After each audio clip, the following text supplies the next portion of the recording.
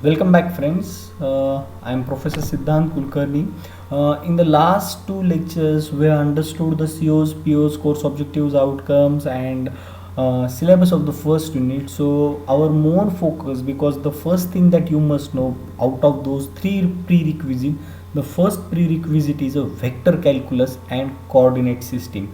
So we'll try to understand those things in detail, what vectors is, what scalars are, how to represent a vector, and we'll try to understand vector, the things what we need in this particular subject. So for that, just concentrate on these particular lectures what we are going to understand, because these are prerequisites as well as some of the points may be asked in the examination. So the first thing, the first unit is electrostatic 1, in which we will try to understand vector calculus and coordinate system. So what exactly it is, we'll try to understand. So the scalars and vectors, whenever there is a physical quantity, we usually use a scalar or vector notation to represent it. So vector analysis is a mathematical tool in which electromagnetic concepts are more conveniently expressed and being comprehended. So vector analysis is the most useful tool that we are going to understand for this particular subject. So the first thing, we must first learn its rules and techniques before we can confidently apply it. So we'll try to understand those physical quantities, those fields, how they are represented, how one will use that, and then once we know, we have that prior knowledge, we can confidently apply it. Then considerable attention is given to vectors. Once again, this is important thing what I want to tell you, that without vector we will not proceed, or we can't. A physical quantity can be either scalar or vector, as we already talked about. So we'll try to understand the basic thing. A scalar is a quantity which has only magnitude, and vector is a quantity that has both magnitude and direction. Now if I try to give some of the examples of the scalar quantity, time is a scalar. We don't have certain direction. We know that time is passing in certain direction, but it does not have direction. We cannot represent time in some vector form.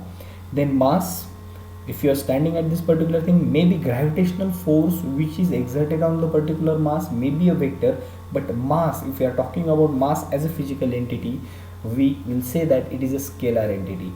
Then distance, yes, distance is a scalar entity. Once again, temperature, entropy, electric potential, and population are scalars.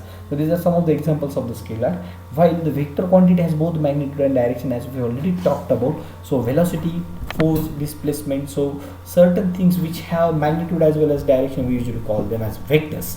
Now what are different vectors, how they are represented? As we all know, vectors are represented by writing a capital letter and denoting it by a bar notation over the head. And then to distinguish between a scalar and vector, it is customary to represent a vector by letter with an arrow on the top, such as a bar or b bar. We usually denote it by a bar or b bar, or we can denote it by a bar like this arrow also, no problem. But bar is the most convenient notation, and we will be using this bar notation. And sometimes even if I say ax bar, ay bar, az bar, or a bar and b bar, and if I don't able to represent this in these ppts, you must try to understand what this exactly is. So hence onwards, whenever there is a vector entity, we will denote it by a bar over it. Then unit vector and its representation, this is the very important perspective, because when we'll try to understand these vector perspective in the electrostatic field like E bar or D bar, at that time this unit vector plays a very important role. So what exactly unit vector is? So name itself indicate, unit vector is the vector with a unit. What unit? Unity, it's a magnitude. So the vector with a unity magnitude, when we'll try to understand or we'll calculate its magnitude will be unity, but it is oriented in certain direction, and that's why it is a vector entity. So how it is represented? So the magnitude of A is a scalar written as simply A or mod of A bar. So we can represent magnitude of A as capital A, or simply it is mod of A. The unit vector AA, now see, the unit vector small a, this is suffix a, so this is unit vector A in the direction of vector A. So unit vector a bar, small a bar in the direction of capital A, is defined as a vector whose magnitude is 1. His magnitude is 1 and its direction is along a bar. So it is given by a suffix a, so I can represent it as a bar is equal to capital A bar upon mod of A bar. So A bar upon mod of A bar. Now try to understand. As I told you, when I represent it in the modulus, modulus is a scalar quantity. So vector divided by certain scalar quantity. Further, it is going to represent, or it is going to result in vector only. So vector divided by scalar, it is going to result in vector. So I don't have blackboard, so try to understand. So this is a vector entity. So unit vector will be a vector. So it is having certain direction, it will have certain magnitude. Note that magnitude of A bar, so A suffix A, I must write this something like A suffix A. So AA is equal to 1, thus we may write A as A bar is equal to capital A into A, because its magnitude is always going to be 1. Now representation of vector in the coordinate system. Till this point we have not talked anything about the coordinate system. We are very soon going to talk about that, but right now try to understand how to represent any vector in its coordinate system. So at least you know the Cartesian coordinate system. Let's say I have 3 axes. This is x-axis. I cannot draw 3-dimensional things in this plane, so let's understand this is x-axis. Let's say this is a y-axis and this is a z-axis. Okay, x, y and z. So if these are 3 axes which are mutually perpendicular to each other. Mutually perpendicular means angle between x and y is 90 degrees, y and z is 90 degree, and x and z is also 90 degree. We usually call this type of coordinate system as orthogonal coordinate system. Orthogonal coordinate system means 3 axes are mutually perpendicular to each other. There are some coordinate system which does not have this angle as 90 degree. It is neither more or less than 90 degree. But we are not going to discuss about that in this entire course. We will be talking about orthogonal coordinate system. Let's say a vector capital A bar in the Cartesian coordinate system is also called rectangular coordinate system, is represented as ax bar. So this is a unit vector. Now see, we have just understand. So here onwards we'll use one more notation, that whenever I want to represent certain unit vector, I will represent it with a small a with a suffix. Some certain suffix can be ax, ay, az, or certain other directions also. So small a. Here onwards, any vector with a small a is a unit vector. So it is unit vector in the direction of x, unit vector in the direction of y, unit vector in the direction of z. So certain vector capital A bar is represented in the coordinate system. Let's say certain point is here.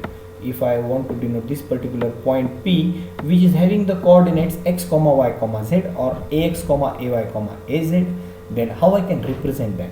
So let's say this is a point P. If I draw a line from origin towards point P with arrow towards this ax, ay, az, then this is having the coordinate 0, 0, 0, since it is a origin, and this P is having certain coordinates ax, ay, az. So if someone asks me what is the magnitude of this particular, because since it is a vector, it must have a direction and it must have magnitude also. So what is the magnitude of this particular OP segment? If I want to calculate the direction OP bar, it is okay, it is starting from O going towards P. But what is its magnitude? Its magnitude will be, it is A, or mod of A bar is equal to under root of ax square plus ay square plus az square. Why? This ax square is coming means destination minus source. So ax minus 0 bracket square plus ay minus 0 bracket square plus az minus 0 bracket square. So if I combine, write it as a equal to square root of ax square plus ay square plus az square. So this is a distance. So this is a magnitude. This is magnitude. Magnitude does not have any direction. So it is only magnitude I am talking about. And unit vector along A bar is given by A bar. So see, once again, unit vector denoted by small a with suffix capital A. It is ax bar plus ay bar. Once again, a bar notation since it is a unit vector. So unit vector in the direction of A bar is ax bar plus ay bar plus az bar divided by magnitude of that. As we all know, unit vector in the direction of any vector is that vector divided by its magnitude. So this is the important thing to understand, that is how these vectors are represented in the coordinate system. Then we'll talk about some of the things like vector addition, multiplication, dot product and cross product in the coming lecture. But till now what you have understood, that how to represent a vector. You already know those concepts. It is just a revision kind of a thing, but this is used throughout the discussion of this particular unit. So unit number 1 is basic things and vector calculus and coordinate geometry. So we'll stop here. So till then, stay home, stay safe, and keep learning. Thank you very much.